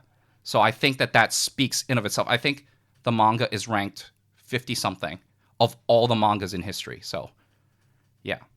Solid recommendation. I mean, rightly so, putting it in your top 2. Speaking of top 2, this one is a little bit different. I'd say a whole lot different, actually, than the rest of my list. Yes, it does have fighting in it. Yes, it does have street brawling. But it's not actual street brawling. People aren't actually fighting. Rather, it's about a video game in which people fight. Mm-hmm. It's called High Score Girl. Yep. Now, High Score Girl is done by JC Staff. It's also done in tandem with SMDE. So they do the animation while the JC Staff runs the production. They currently have around 2 seasons. One of which is season 1 of 15 episodes and season 2 of 9 episodes. It's all on Netflix. Now, this is very different from all the other shows I've watched because it's probably the most wholesome, as close to a slice of life. Wait, what? What are you talking about? I know, Travis. Yeah, this is weird, isn't it? These are the things that you should be talking about. Wait, am I looking at a mirror? What's going on? Yeah, it's crazy. But the top 2 shows I have on my list are actually not at all action heavy or crazy like high octane bloody gore. The story follows a young kid who spends a lot of his time in arcades. Now, this is set back in the late 80s, early 90s, back when, the Super Nintendo and, playing all these kinds of like Capcom fighting games was all the rage. So he spends a lot of his time at these arcades just properly kicking ass, just beating every challenger that comes up because he doesn't like going to school. He doesn't like doing anything else. His only hobbies, his only real drive in life is to be really good at video games. Then one day, as he's playing, this young girl comes up and sits across from him on the other arcade cabinet. Now he's thinking, it's just some rather innocuous looking situation. It's not like this girl's going to do anything. Maybe I'll just entertain her, humor her a bit, and then just put her down lightly by beating her in the game. He gets wiped out within 2 rounds. I know that feeling. I play a lot of fighting games. Yeah. And he just felt that, hey, hold on a second. I'm the gamer. I'm the one who wins this game. Come on. Like, there's no way someone's going to come in and take my medal away. So the whole show is about this girl trying to get better than this girl. But of course, when you find that you're competing against somebody and you learn more about their character, where they're from, their upbringing, a romance develops. It's very different. I know. I can see that dirty look you're shooting at me. Where it's just I also knew you were gonna pick it. So yeah, I have not shut the fuck up about this show. It's a great show. It's very fluffy and wholesome, and it's in 3D, which is not very common at all. Completely, right? No, it's a good entry point to at least watching some 3D shows. It's not like the whole 3D thing is the main thing you focus on, but it is easily a top 2 for me. Plus, it's Street Fighter, dude. Yeah, or all those nostalgia. Come on, man. All the games they featured in the show, I have played. So that's why it meant more to me. It meant a lot because I grew up in that same era. So hey, we grew up in that era too. Have you watched the show? No, I've not. Come back to me when you watch the show. Okay, fine. So this is it. This is finally it. We've gone through 1 wild card, 3 honorable mentions, and 9 of our top 10 shows to recommend to the listeners, as well to each other as well. Yeah. This is it. This is the show that no matter what, we don't care who you are, where you're from, what you do, as long as you love me. No, it's not. I knew you were gonna say that, but I didn't want to say it. Yeah. This is going to be it. The one show that we will not hesitate to recommend to people. Jason, to no surprise to Will at least, it is TTGL, known as Tengen Toppa Gurren Lagann, or Gurren Lagann. It is a fucking good show. Will mentioned it earlier, and I suspected that he might, but this is my number 1 show of all time, hands down, no questions asked. Speaking of when Will said like it really meant a lot to him, this anime not only, it literally changed my life, Will. So when the moment before I watched it, like during those couple of weeks before I watched it, I was really down and out, not really sure what I wanted to do with anything. I was in a very low point in my life. And my friend, I still remember we're having Vietnamese noodles. And then he said, yo, why don't you just watch this anime called Gurren Lagann? It's just whatever, right? Just, you got time, just figure it out, right? Just watch it. And I was like, yeah, fine. Within 24 hours, I binged it, and it literally dragged me out of depression. It meant a lot to me, and this show, it just makes you feel good. It makes you feel happy. It makes you feel like anyone can do anything as long as you give a shit, and it was good. Breaks through barriers. Reality is stopping you. No, fuck that. I can beat it.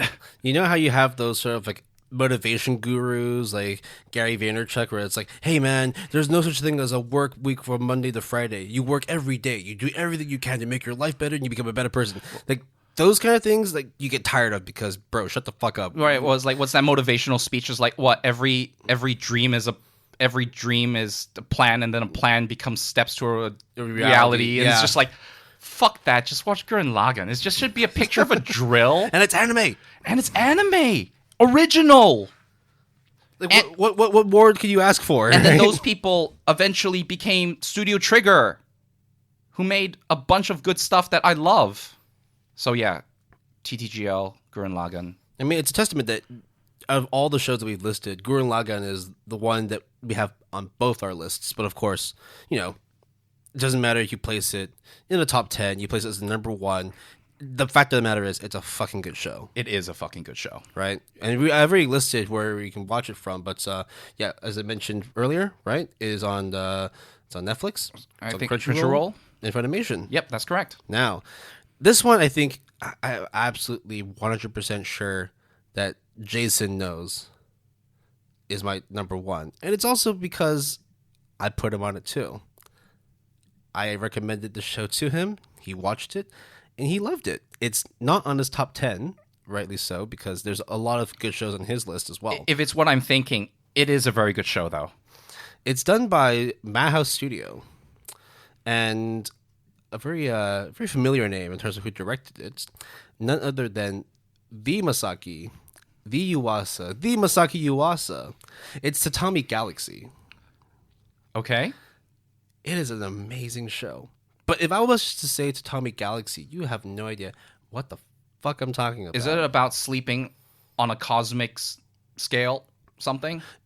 In a way, if you were to actually sort of break down and analyze the name, No, don't. it does sort of make sense because what the show is in essence, it's based off a campus novel.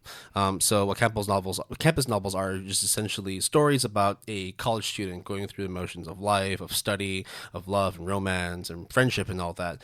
But what's a little bit different about this is that it also adds in like old Japanese historical stories and folklore. So some of the stuff you may not really understand or you might not be familiar with. It's fine because it's all explained within the show and it's not like done in like dialogue or exposition heavy kind of segments. You will learn to understand and appreciate the art that it's trying to formulate for you. So on top of the whole storytelling element, learning about this titular character, there's no name. The character never actually reveals his name. He's just known as Watashi or me in English.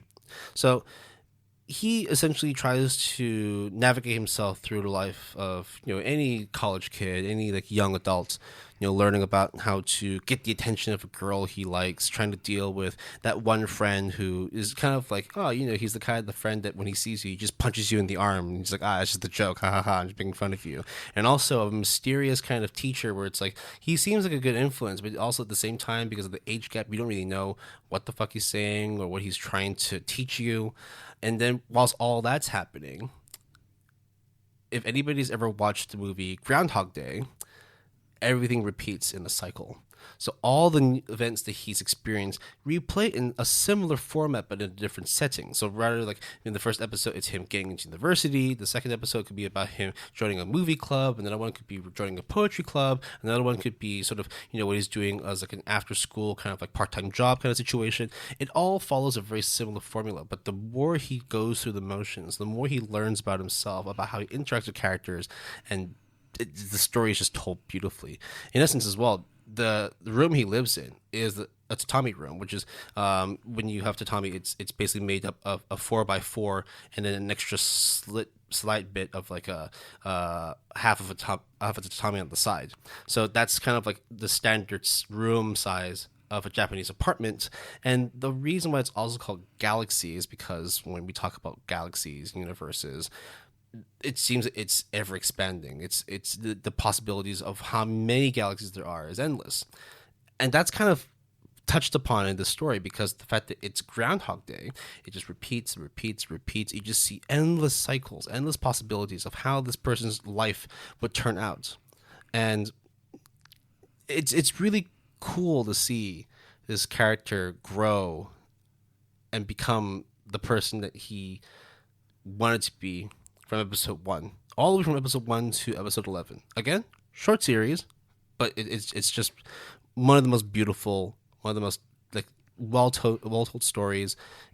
It hands down is not only my top 10 for this list, the number 1, the personal list. It's also, I can safely say, my favorite anime of all time. Yeah, same thing with me with Gurren Lagann for sure.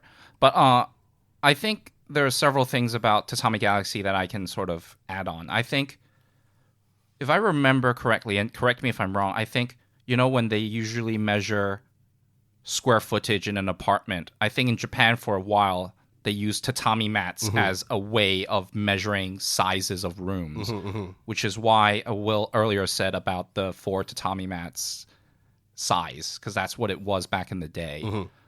The other thing about Tatami Galaxy that I like a lot, which takes some getting used to, is the dialogue. I think when you watch, and when I did watch the first episode, I was very intimidated by how fast it goes. And then everyone just, I think a lot of people hear that and just give up on it.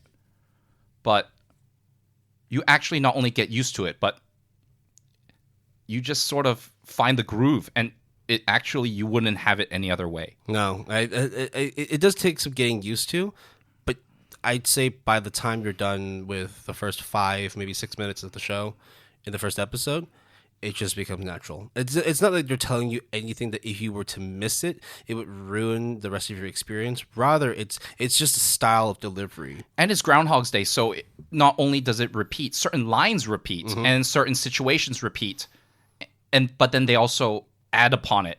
So it's very good. And I guess the last thing I would say about Tatami Galaxy is ramen. Yeah, Neko Ramen. Yep.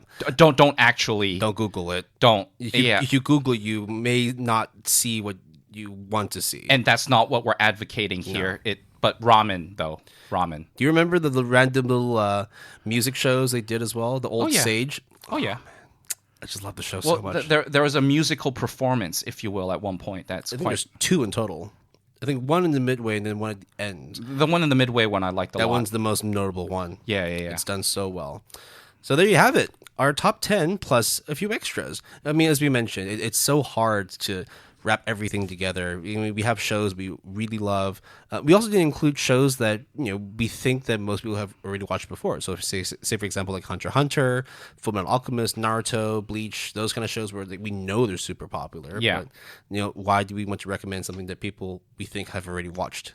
Right? So, yeah. So okay, I'm gonna ask you, Will, during the recording, before we close, do you want to open the list that we think that what we wrote for each other's picks? I think I did not live. I think I did terribly for this, but I want to get it out of the way. Okay. At least we have proof that one of us is a de facto winner in this. So okay. So you ready? What we'll do is you read my predictions. No, actually, instead, what I'll do is I'll read my predictions and then I'll see if it's on your list, and then afterwards you read your predictions of mine, and I'll let you know if it's on my list. Yep. Okay. Okay. So starting with me, on my list, I think it was quite easy to write a few. I wrote Gurren Lagann. Yep. Yeah, I have that on my list. Prediction list. Yep. I wrote March Comes in Like a Lion, which is not on the list, surprisingly. What? I mean, March Comes in Like a Lion is good. I had Chihaya Furu. Yeah. I mean, Chihaya Furu is... Okay, I'm just going to stop saying this is all really good, because of course they're all really good. This just shows how hard this list was for me. It was really hard. I had the Monogatari series. Also very good. I had Death Parade. Also very good. I had Durarara. By the way, when I say also very good, I mean like it's not on the list. Yeah. If it's on the list, you would know. I do have Kanata no Astra. Yes. That I thought you would not. I did not expect you to get that one. I had Violet Evergarden. Yes. I had Psycho-Pass. Very good anime. I had Ping Pong the Animation. Also very good anime. I had Kill la Kill. Yeah. I had Garden of Sinners, which I know we were talking about no movies, but I felt that you would have made a compelling argument to get people to watch it, because you and I both know. No, man, those are the rules, man. No movies, no movies. All right, okay. All right. I also had Mob Psycho. Yeah, no. And I also had Standalone Complex. Okay, yeah, okay. Standalone Complex. There you go. So from my list, I have a measly 4 out of 14. Yep. Which is less than 25%. That's not just like a random fail. This is abysmal. I did terribly, but it also just showed that like you and I have both watched a lot of shows. Yes, we have. It's really hard to do this list. It is very hard to do this list. Right. So let's see if you can beat my. So the score to beat is 4. Yeah. And I think you have it because I'm a lot more predictable than you are. Well, we'll see. Okay, so my predictions were number 1 being Tatami Galaxy. Yep, I think I also had Tatami. I had Gurren Lagann as my number 1, so that was like that's no surprise. I think for either of us. Yeah. Mm-hmm. I had Kill la Kill. Yep, it's on the list. I had Gurren Lagann. It's on the list. I had Attack on Titan Season 3 Part 2. I have never shut the fuck up about that, but I also assume that people have watched it already, so that's why it's on the list. I know. I'm pretty good about this. High score girl. Okay, never mind. So, yeah, that's on the list. That's my number 2. Samurai Champloo. You know, I was really close to putting it on there. I was really, really close, but I felt that enough people have watched this. It was kind of like what I would put Cowboy Bebop on your list. Yeah, I mean, it's the same thing, right? Like, I would say Ancient Magus Bride is a very good show. I wholeheartedly recommend it, but it won't be on my top 10 personal. But would be on my top 10 personal to recommend. Though. Yeah, I think, Samurai Champloo, and also... hey, hip-hop samurais are dope. So good. Cowboy Bebop. I mean, hey, Jazz in Space. Yeah. It's a fucking good show, too. See you later, Space Cowboy. I personally prefer Champloo, but hey, that's another conversation. Oh, wow. Okay. That's another episode. Do not. We can't. Fate Zero? Surprisingly, no. I didn't have that one on there. I almost did, but I didn't put it on there. Yeah, well, but it's also good, but I think it's one of those, like, if you really want to learn about the Fate lore, like the Fate Stay Night lore, we'll have to bring on a guest. I think we have a guest that knows way more about this than we have a mutual friend that might know a thing or two about these types of novels. So when we do decide to bring him on the show, and you want to learn more about the Fate Stay Night lore? Or other Type Moon properties, really. Yeah. We'll bring him on. Vinland Saga? Yes, it's on there. Steins Gate? Yes, it's on there. Ping Pong? Unfortunately, it's on there. Honey and Clover? Wow, dude, I told you that in secret. You were giving me shit about how like all my series were dark and depressing, and then when I say High Score Girl, you were like looking at me as if I'm a different person. Honey and Clover was a show that I had watched back when I was in high school, back in 2008, and it's probably one of the only slice of life rom-coms that I've ever watched. My selections were stuff back then, like if it wasn't like Naruto, if it wasn't Bleach, if it wasn't One Piece, the big 3, it was Honey and Clover. Yeah. So, yeah, it was. I liked it. I liked it a lot. I also was at the time watching a lot of like Korean dramas and Japanese dramas. So like I was watching things like Hana Yori Dango, right? Like Boys Over Flowers. Interesting upbringing. Anyways, I think. So then, should I mention the other? What? The other slice of life one? What? Nodame Kantebile? Yeah. No, that was not going to be on there either, unfortunately. The reason why is because I can't find it online. I think similarly to Honey and Clover, it's limited streaming. Damn it. You may have to actually buy the box sets, and those ones are also hard to come by because there aren't any like fresh prints of like the box sets. Like you can't really find DVDs or Blu-rays. You pretty much have to find it on Amazon or like a secondhand, or you have to find it on eBay. Oh, that sucks. Yeah, so it's hard. It's hard. I mean, back in the day, it wasn't hard for me to watch it because it was on air. It was on air, and it was easy for me to watch. So One Punch Man. That was an easy one. Unfortunately, no. Is it because everyone watched it, right? Yes. It's also very good, though. I whorheartedly recommend One Punch Man. And Season 1 and 2 are both on Netflix, but you only need to watch don't watch one. There's a second season? I don't think there is. Oh, sorry. Yeah, exactly. Yeah, Men in Black, like Mind Reset. Exactly, yep. right? And we should mind reset the whole world, yeah. Yeah. And last but not least, I really thought you would have this on your list. Mob Psycho Season 2. Yes, much like I put down Mob Psycho, I was actually thinking Mob Psycho Season 1 specifically for you, but Season 2 Mob Psycho was also incredibly powerful for me. I really liked... So look at the list. That means that you didn't have Dorohedoro. No, I did not. Did you have Devilman Crybaby? No, I forgot about Devilman Crybaby. I forgot about Jojo. What about Black Lagoon? I think that one was a little bit more... That one's a bit hard, yeah. A bit hard, but that's for me, it's like a personal one. I mean, I knew you liked it a lot, but you wouldn't... I wouldn't say that the way that you said it was the same as some of the other ones. True. Yeah. But again, different list, right? Oh my god, we both did abysmal. So my final score is 4 out of 14. I really thought that Chihaya Furu would be on there, but Chihaya Furu is tough. Did you beat my score of 4 out of 14? Almost doubled.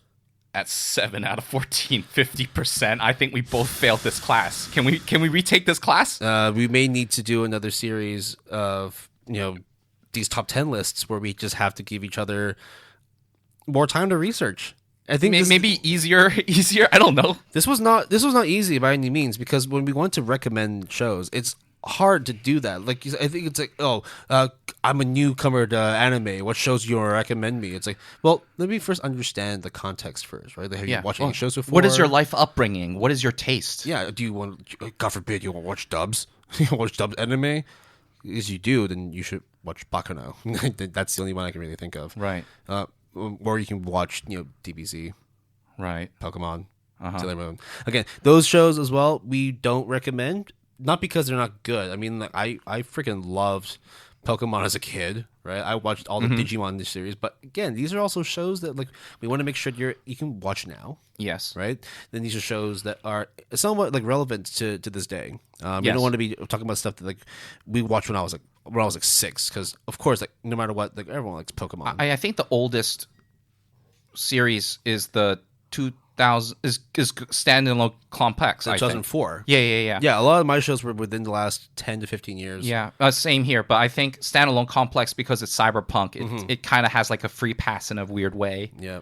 So again, this is not our personal top 10, because I think originally we wanted to just do our personal top 10, and then we realized that a lot of our personal top 10 either overlaps or were from ages ago that is pretty hard to obtain nowadays. Yep. But that doesn't mean that there aren't good animes, some even perfect 10 out of 10 animes, not perfect, but full score animes, let's just say. I don't think we'll ever go through that list, simply because a lot of the stuff we know that the listeners have already watched, but it's not hard for us to find maybe 5-10 minutes just to really harp on about specific shows that we want to really highlight. I think every show that we have mentioned, we can advocate to a certain degree, or a great degree, to be honest. Yeah. So I hope you've enjoyed listening to this episode. I mean, as Jason has mentioned, the After Dark series, the B-sides are going to be a little bit different from what we usually do from our regular recordings. We wanted to make sure that we keep things a little more fun, maybe do more of these top 10 lists, maybe do specific tropes and themes we wanted to talk about, maybe even get on our soapbox and rant about certain aspects of the anime industry that we're not very happy about. But, as the episodes roll, hopefully you'll be able to find something that you really are interested in and you can learn more about. So hopefully you stay tuned for our next After Dark episode, where we talk about our top 10 anime openings, right? No. You're joking, but Yes, I I'm actually... I listen to openings a lot. Okay, so before we end... Okay. Before we end... Okay.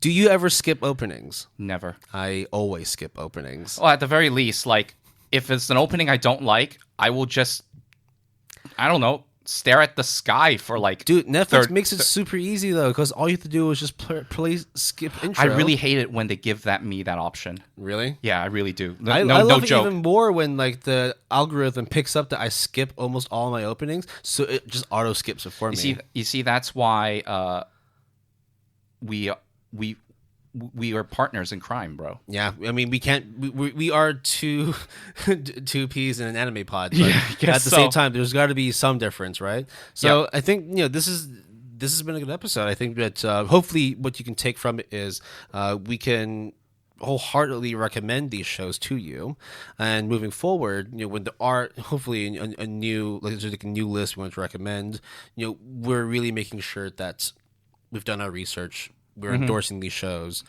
Just really, like, the world of anime is a great place. Yeah, the world of anime is a great place. So, yeah, hopefully we'll be able to do more of these episodes. It won't be top 10s all the time. They get boring, so we'll keep it fresh. We'll find new ways maybe to other continue. top 10s, right? Maybe like alternative top 10s, like the worst anime we've ever watched. That one actually can be very tough, because we don't really like watching terrible shows, but there have been some stinkers we've watched before. Yes. So, yes, I think this is where we'll leave it. So, a bit of wrap up. You can find us you can email us at gapalette@gmail.com. You can tweet us at palettegood, which originally, like, they gave it to us by default, and I was like, Will, this is not grammatically correct. And then Will's response was, Will. I fucking love it. And then I was like, yeah, you're kind of right. It's not hard to just look at something simple and just be like, yes, yeah, it good, name good, I like, done. But that's also what palette good is, I guess. Yeah. So, I think the website is coming soon. We're still working on it. Yeah, yeah, it's a bit of a headache, but we'll get it done eventually. Music credits. So we were looking to maybe just spruce up a little bit and trying to distinct the difference between the regular episode and the After Dark episode. So the break music as well as the ending music are the same, which is Min 2019 by Minubu for the break music. And our outro music is What You Thinking, the instrumental version by Wataboy. The new intro that we'll have for this After Dark series is also by Wataboy. The song is called Cali. So I think we featured him quite a bit in the series. So hopefully, if you have some time, support the guy, check out his music, and hopefully we'll be able to roll out some other cool tunes. Yeah, you can find his music on Pixabay. All right. Well, without further ado, we'll catch you in the next episode then. Yeah. See you later, guys. Thank you. Bye. Sayonara.